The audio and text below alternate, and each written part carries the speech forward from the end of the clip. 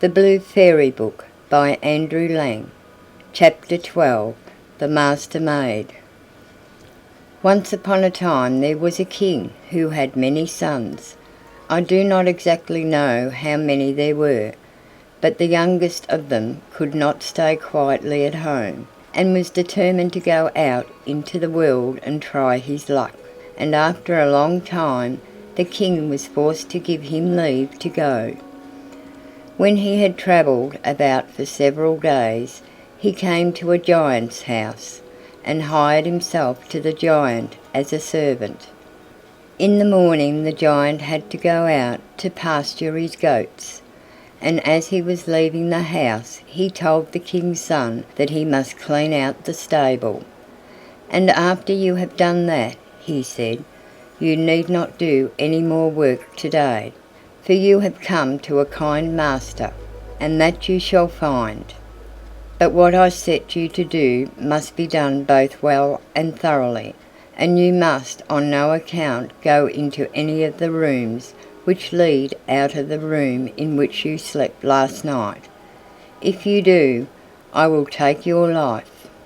"Well, to be sure, he is an easy master," said the prince to himself, as he walked up and down the room humming and singing, for he thought there would be plenty of time left to clean out the stable, but it would be amusing to steal a glance into his other rooms as well, thought the prince, for there must be something that he is afraid of my seeing, as I am not allowed to enter them.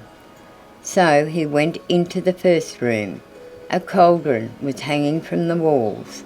It was boiling, but the prince could see no fire under it. "I wonder what is inside it," he thought, and dipped a lock of his hair in, and the hair became just as if it were all made of copper. "That's a nice kind of soup. If anyone were to taste that, his throat would be gilded," said the youth, and then he went into the next chamber.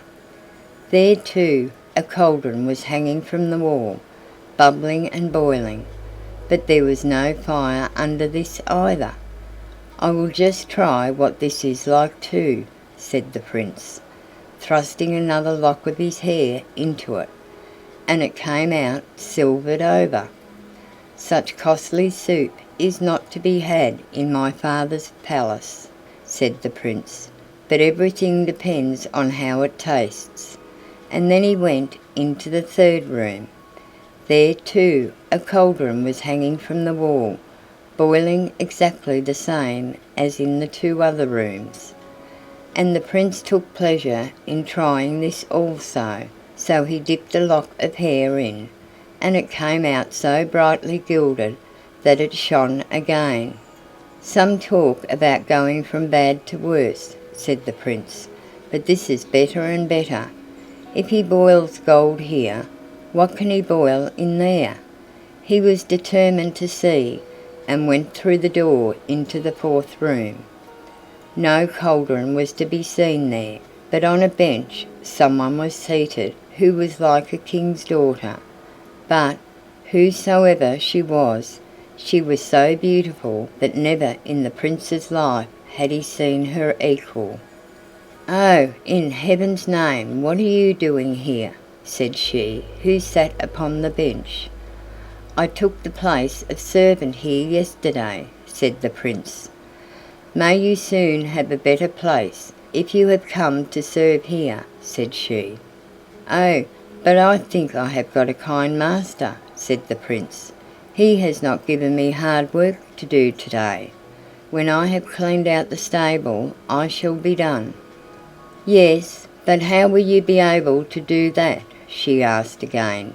"If you clean it out as other people do, 10 pitchforksful will come in for every one you throw out. But I will teach you how to do it. You must turn your pitchfork upside down, and work with the handle, and then all will fly out of its own accord."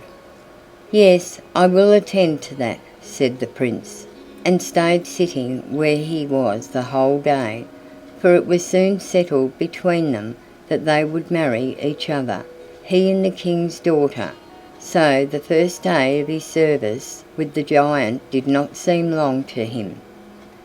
But when evening was drawing near, she said that it would now be better for him to clean out the stable before the giant came home. When he got there he had a fancy to try if what she had said was true, so he began to work in the same way that he had seen the stable boys doing in his father's stables. But he soon saw that he must give up that, for when he had worked a very short time he had scarcely any room left to stand. So he did what the Princess had taught him, turned the pitchfork round and worked with the handle, and in the twinkling of an eye the stable was as clean as if it had been scoured. When he had done that, he went back again into the room in which the giant had given him leave to stay, and there he walked backward and forward on the floor, and began to hum and sing. Then came the giant home with the goats. "Have you cleaned the stable?" asked the giant. "Yes, now it is clean and sweet, master," said the king's son. "I shall see about that," said the giant, and went round to the stable, but it was just as the prince had said. "You have certainly been talking to my master-maid, for you never got that out of your own head," said the giant. "Master-maid? What kind of a thing is that, master?" said the prince, making himself look as stupid as an ass. "I should like to see that." "Well, you will see her quite soon enough," said the giant. On the second morning the giant had again to go out with his goats, so he told the prince that on that day he was to fetch home his horse, which was out on the mountain-side, and when he had done that he might rest himself for the remainder of the day, for you have come to a kind master, and that you shall find, said the giant once more. "But do not go into any of the rooms that I spoke of yesterday, or I will wring your head off," said he, and then went away with his flock of goats. "Yes, indeed, you are a kind master," said the prince, "but I will go in and talk to the master-maid again. Perhaps before long she may like better to be mine than yours." So he went to her. Then she asked him what he had to do that day. "Oh, not very dangerous work, I fancy," said the king's son. "I have only to go up the mountain-side after his horse." "Well, how do you mean to set about it?" asked the master-maid. "Oh, there is no great art in riding a horse home," said the king's son. "I think I must have ridden friskier horses before now." "Yes, but it is not so easy a thing as you think to ride the horse home," said the master-maid, "but I will teach you what to do. When you go near it, fire will burst out of its nostrils like flames from a pine torch, but be very careful, and take the bridle which is hanging by the door there, and fling the bit straight into his jaws, and then it will become so tame that you will be able to do what you like with it." He said he would bear this in mind, and then he again sat there the whole day by the master-maid, and they chatted and talked of one thing and another, but the first thing and the last now was how happy and delightful it would be if they could but marry each other, and get safely away from the giant, and the prince would have forgotten both the mountain-side and the horse if the master-maid had not reminded him of them as evening drew near, and said that now it would be better if he went to fetch the horse before the giant came. So he did this, and took the bridle which was hanging on a crook, and strode up the mountain-side, and it was not long before he met with the horse, and fire and red flames streamed forth out of its nostrils. But the youth carefully watched his opportunity, and just as it was rushing at him with open jaws, he threw the bit straight into its mouth, and the horse stood as quiet as a young lamb, and there was no difficulty at all in getting it home to the stable. Then the Prince went back into his room again, and began to hum and to sing. Toward evening the giant came home. "Have you fetched the horse back from the mountainside?" he asked. "That I have, master. It was an amusing horse to ride, but I rode him straight home, and put him in the stable too," said the Prince. "I will see about that," said the giant, and went out to the stable, but the horse was standing there just as the Prince had said. "You have certainly been talking with my master-maid, for you never got that out of your own head," said the giant again. "Yesterday, master, you talked about this master-maid, and today you are talking about her. Ah, heaven bless you, master! Why will you not show me the thing? For it would be a real pleasure to me to see it," said the Prince, who again pretended to be silly and stupid. "Oh, you will see her quite soon enough," said the giant. On the morning of the third day the giant again had to go into the wood with the goats. "Today you must go underground and fetch my taxes," he said to the Prince. "When you have done this, you may rest for the remainder of the day, for you shall see what an easy master you have come to." And then he went away. "Well, however easy a master you may be, you set me very hard work to do," thought the Prince. "But I will see if I cannot find your master-maid. You say she is yours, but for all that she may be able to tell me what to do now." And he went back to her. So, when the master-maid asked him what the giant had set him to do that day, he told her that he was to go underground and get the taxes. "And how will you set about that?" said the master-maid. "Oh, you must tell me how to do it," said the Prince, "for I have never yet been underground, and even if I knew the way I do not know how much I am to demand." "Oh yes, I will soon tell you that. You must go to the rock there under the mountain ridge, and take the club that is there, and knock on the rocky wall," said the master-maid. "Then someone will come out who will sparkle with fire. You shall tell him your errand, and when he asks you how much you want to have, you are to say, 'As much as I can carry.'" "Yes, I will keep that in mind," said he, and then he sat there with the master-maid the whole day, until night drew near, and he would gladly have stayed there till now if the master-maid had not reminded him that it was time to be off to fetch the taxes before the giant came. So he set out on his way, and did exactly what the master-maid had told him. He went to the rocky wall, and took the club, and knocked on it. Then came one so full of sparks that they flew both out of his eyes and his nose. "What do you want?" said he. "I was to come here for the giant, and demand the tax for him," said the king's son. "How much are you to have then?" said the other. "I ask for no more than I am able to carry with me," said the Prince. "It is well for you that you have not asked for a horse-load," said he who had come out of the rock. "But now come in with me." This the Prince did, and what a quantity of gold and silver he saw!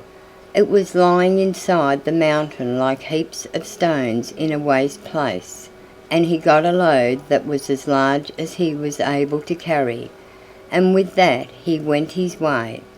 So in the evening, when the giant came home with the goats, the Prince went into the chamber and hummed and sung again as he had done on the other 2 evenings.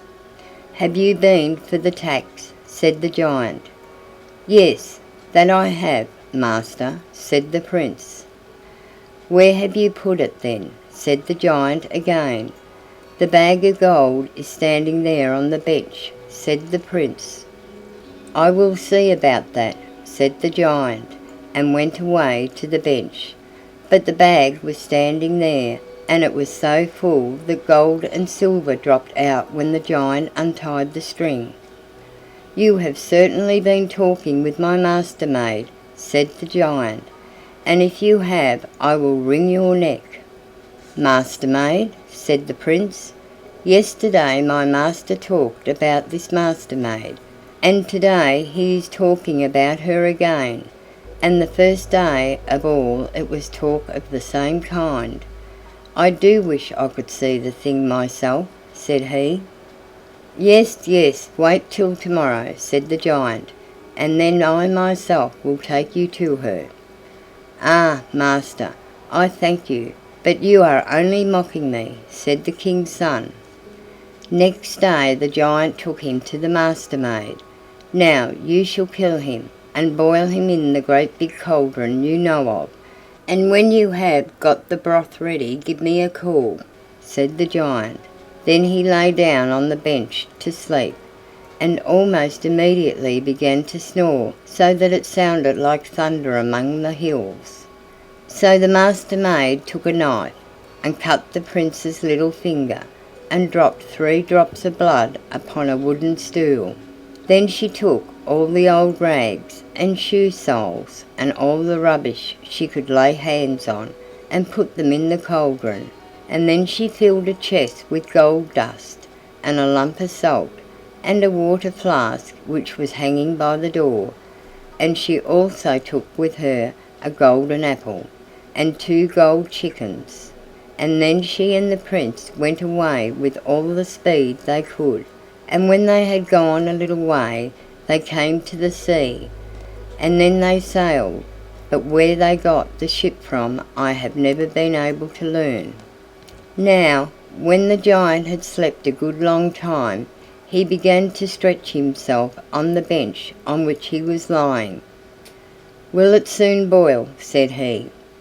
"It is just beginning," said the first drop of blood on the stool. So the giant lay down to sleep again, and slept for a long, long time. Then he began to move about a little again. "Will it soon be ready now?" said he, but he did not look up this time any more than he had done the first time, for he was still half asleep. "Half done," said the second drop of blood, and the giant believed it was the master-maid again, and turned himself on the bench, and lay down to sleep once more.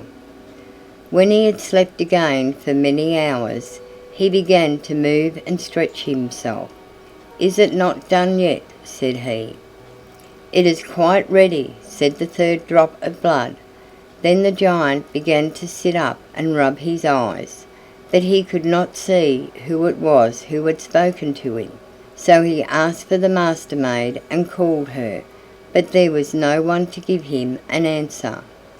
"Ah, well, she has just stolen out for a little," thought the giant, and he took a spoon and went off to the cauldron to have a taste, but there was nothing in it but shoe soles and rags, and such trumpery as that, and all was boiled up together, so that he could not tell whether it was porridge or milk pottage. When he saw this he understood what had happened, and fell into such a rage that he hardly knew what he was doing. Away he went after the Prince and the master-maid so fast that the wind whistled behind him, and it was not long before he came to the water, but he could not get over it. "Well, well, I will soon find a cure for that. I have only to call my river-sucker," said the giant, and he did call him. So his river-sucker came and lay down, and drank 1, 2, 3 draughts, and with that the water in the sea fell so low that the giant saw the master-maid and the Prince out on the sea in their ship. "Now you must throw out the lump of salt," said the master-maid, and the Prince did so, and it grew up into such a great high mountain right across the sea that the giant could not come over it, and the river-sucker could not drink any more water.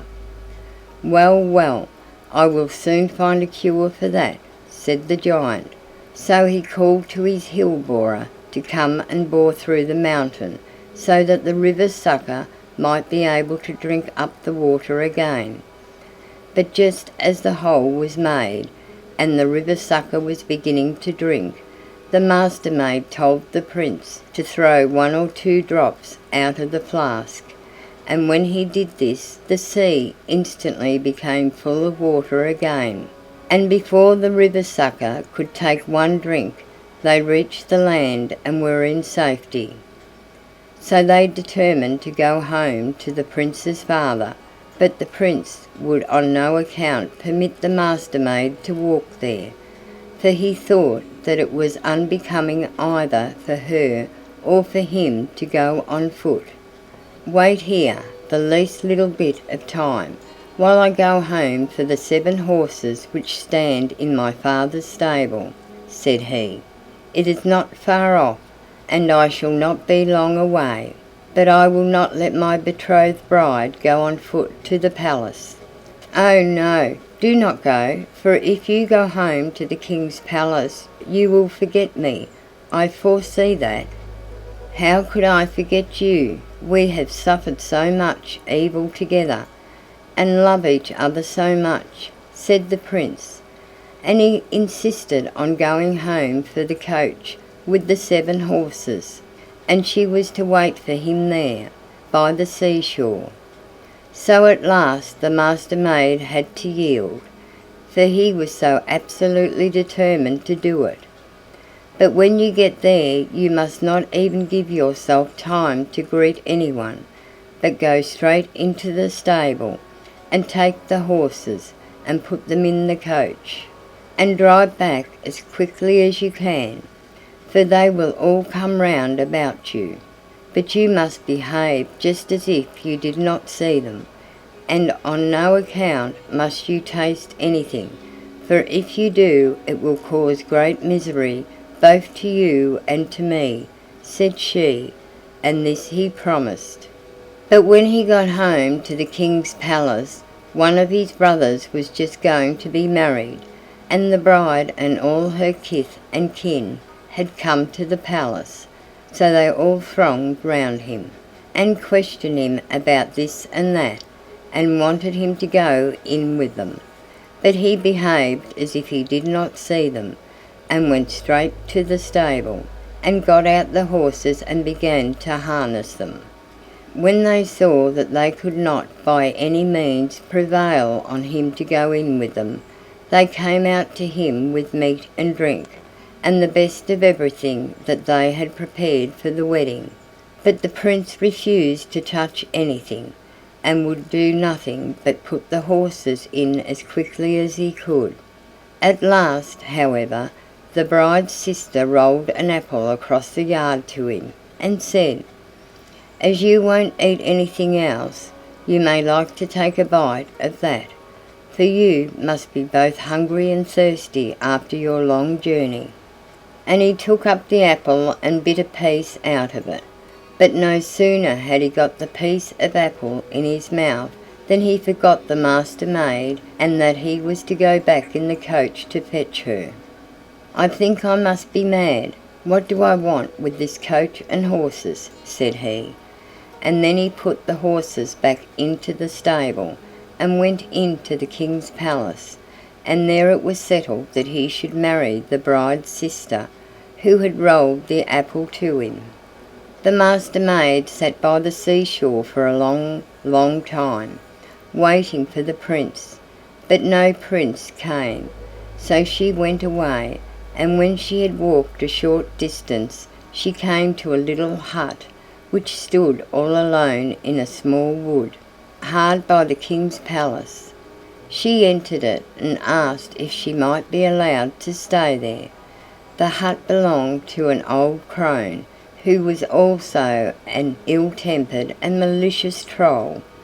At first she would not let the Master-maid remain with her, but at last, after a long time, by means of good words and good payment, she obtained leave. but the hut was as dirty and black inside as a pigsty, so the little Master-maid said that she would smarten it up a little, that it might look a little more like what other people's houses look inside. The old crone did not like this either. She scowled, and was very cross, but the Master-maid did not trouble herself about that.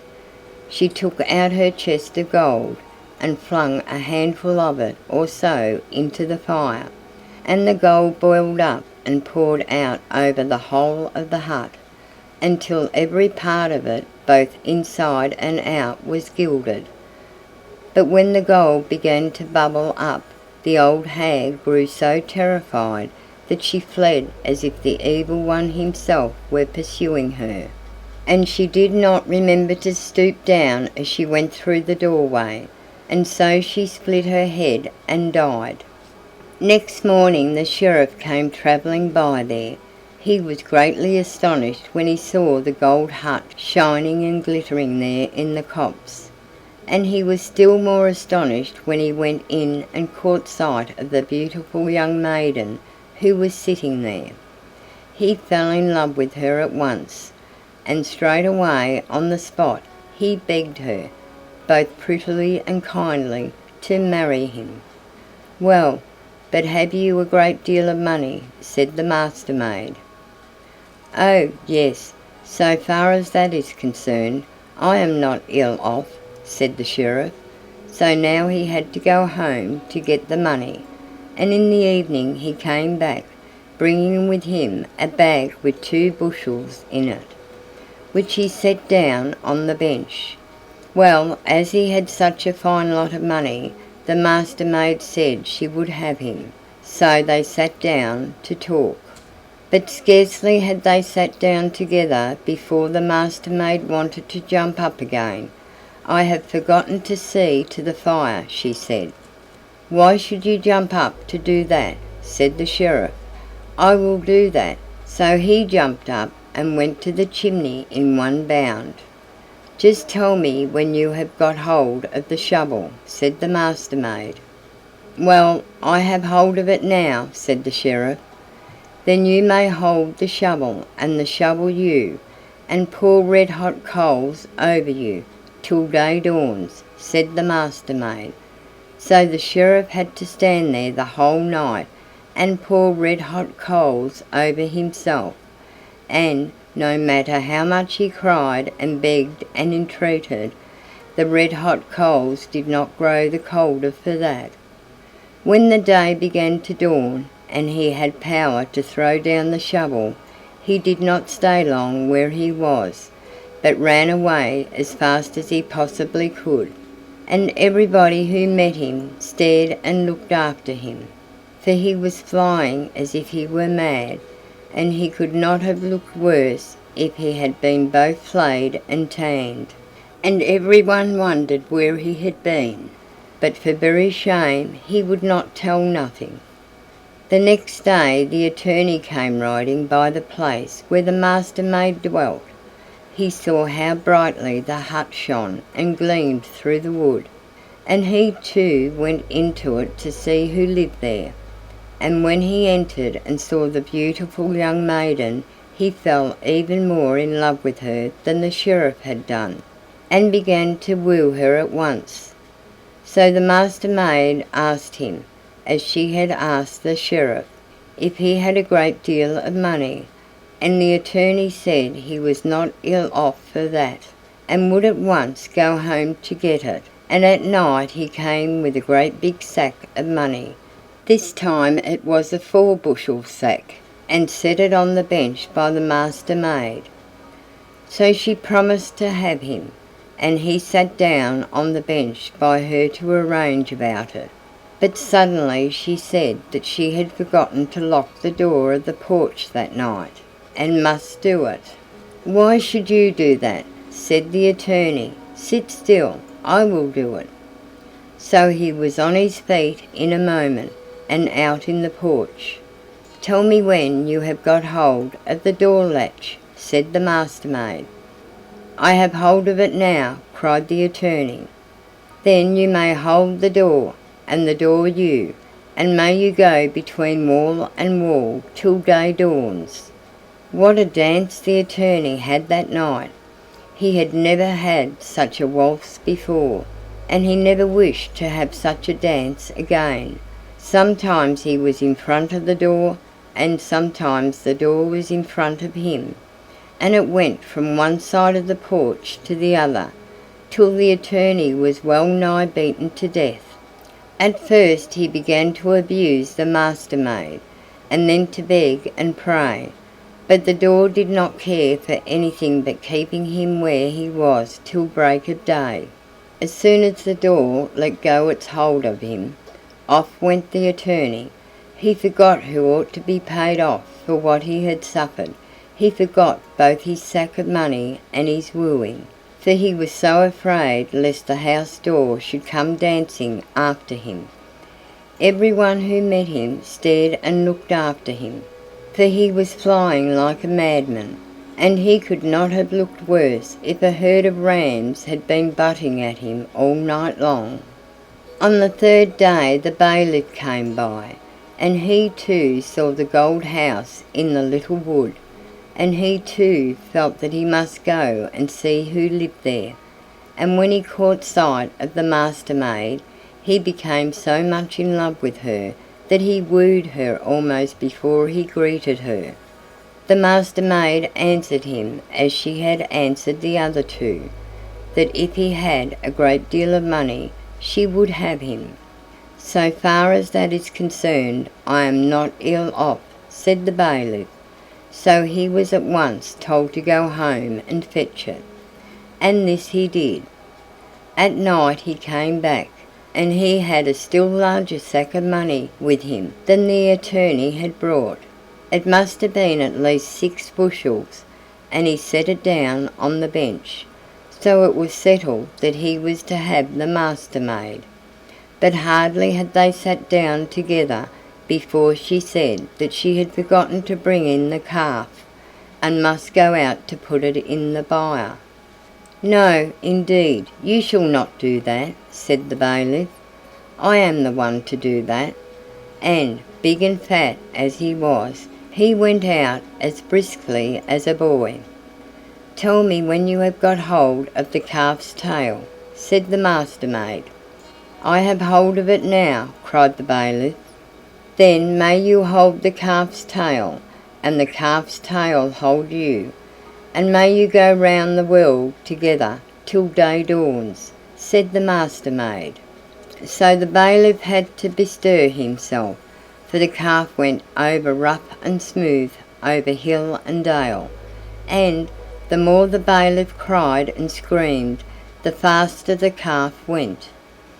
When daylight began to appear, the bailiff was half dead, and so glad was he to leave loose of the calf's tail that he forgot the sack of money and all else. He walked now slowly, more slowly than the sheriff and the attorney had done, but the slower he went, the more time had everyone to stare and look at him, and they used it too, and no one can imagine how tired out and ragged he looked after his dance with the calf. On the following day the wedding was to take place in the king's palace, and the elder brother was to drive to church with his bride, and the brother who had been with the giant with her sister. But when they had seated themselves in the coach and were about to drive off from the palace, one of the trace pins broke, and though they made 1, 2, and 3 to put in its place, that did not help them, for each broke in turn, no matter what kind of wood they used to make them of. This went on for a long time, and they could not get away from the palace, so they were all in great trouble. Then the sheriff said, for he too had been bidden to the wedding at court, "Yonder away in the thicket dwells a maiden, and if you can get her to lend you the handle of the shovel that she uses to make up her fire, I know very well that it will hold fast." So they sent off a messenger to the thicket, and begged so prettily that they might have the loan of her shovel handle, of which the sheriff had spoken, that they were not refused. So now they had a trace pin which would not snap in two. But all at once, just as they were starting, the bottom of the coach fell in pieces.